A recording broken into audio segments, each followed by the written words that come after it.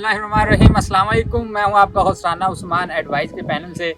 आज हमारे साथ मौजूद है उसामा अबू बकर। अस्सलाम वालेकुम। वालेकुम सलाम। और आज हम उसामा भाई से ये बात करेंगे, उसामा भाई जिस तरह बैरियर टाउन कराची ने अपनी जो कंस्ट्रक्शन के SOP थे वो थोड़े से चेंजिंग की है, उसके अंदर तब्दीली की है कि पहले वो कह रहे थे ग्राउंड प्लस 2 बनाने के बाद आपने शिफ्ट होना है, लेकिन अब उन्होंने कहा कि ग्राउंड बना के आप शिफ्ट हो सकते हैं।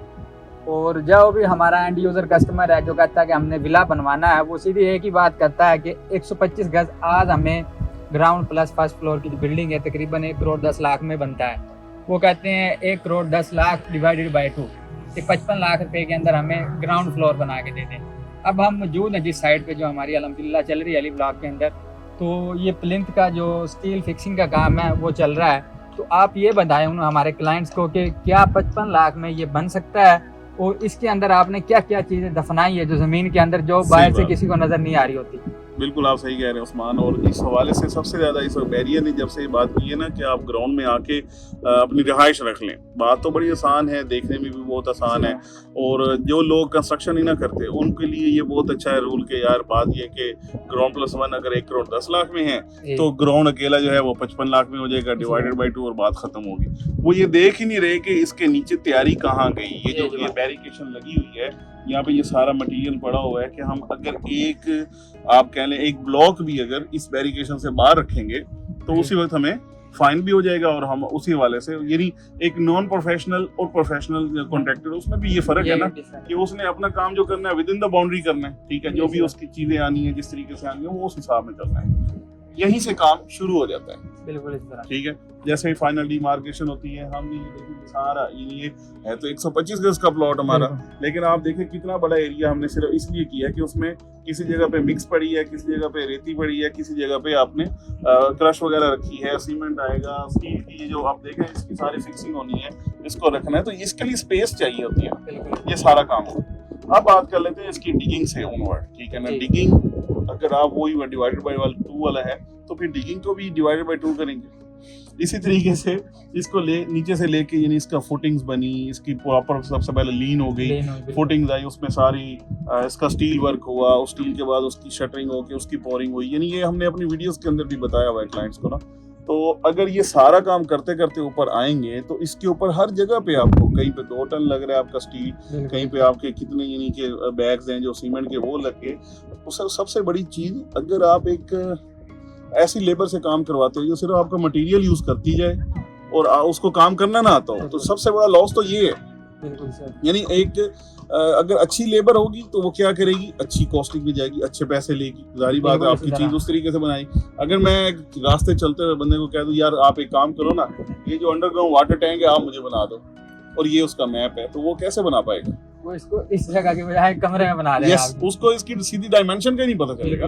और हमने देखा है, हमने पूरे के पूरे विले ही उल्टे बनते हुए हमने हमारे यहाँ पे यहीं पे इस जगह पे एग्जिस्टेंस है उसकी कि वो पूरे का पूरा उसका जो मिरर इमेज बना दिया उन्होंने, बनाना लेफ्ट साइड पे था, बना राइट साइड पे दिया। तो इस तरीके से बहुत सारी कहानी है।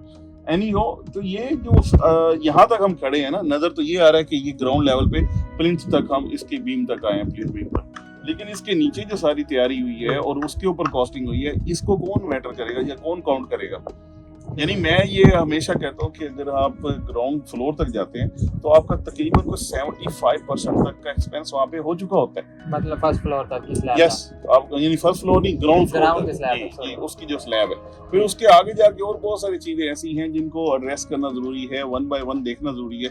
लाइक हम इसी जगह पे खड़े हैं तो इसकी ये जो बाउंड्री वॉल आप देख रहे हैं जो ये इधर सारा C2 आया ऊपर, तो इसमें भी हमने स्टील यूज किया है। बिल्कुल। तो उसमें स्टील यूज ना करते, और ये प्लॉट आपको पता है काफी यानी इस हवाले से डिप्रेशन का था, अगर यहाँ पे स्टील यूज नहीं करते हम तो क्या होगा, यही वाला जो सॉइल है ये इसका प्रेशर पड़ेगा और हमने सीधा C2 अगर भरा हुआ है तो क्या होगा, वो सारा कोलैप्स हो जाएगा। तो उसमें कौन जिम्मेदार है, उसमें क्या होगा? अगर ये प्लॉट देखना मतलब कौन सा है, रॉकी एरिया है, कैसी सॉइल है, उसके टेस्ट के ऊपर यानी हर चीज वेरी करती है। आप सीधा डिवाइडेड बाय 2 का फार्मूला यूज करें और बाद में वो बात ये होगी कि कॉन्ट्रैक्टर आगे जिसका कॉन्ट्रैक्ट था और जो बेचारा क्लाइंट है वो पीछे, और यही स्टोरीज हमारे पास ऑलरेडी आ चुकी हुई हैं। तो ये वही वाली, अगर आप ऐसे नॉन प्रोफेशनल बंदे से जिसको पता नहीं है कंस्ट्रक्शन का, उसके साथ चलेंगे तो ये और ज़्यादा इफेक्टिव बनेंगे। फिर आप बैठे होंगे यार ओहो इस चीज़ को तो हमने काउंट ही नहीं किया था, ओहो अचानक से ये सरप्राइज मिल गया।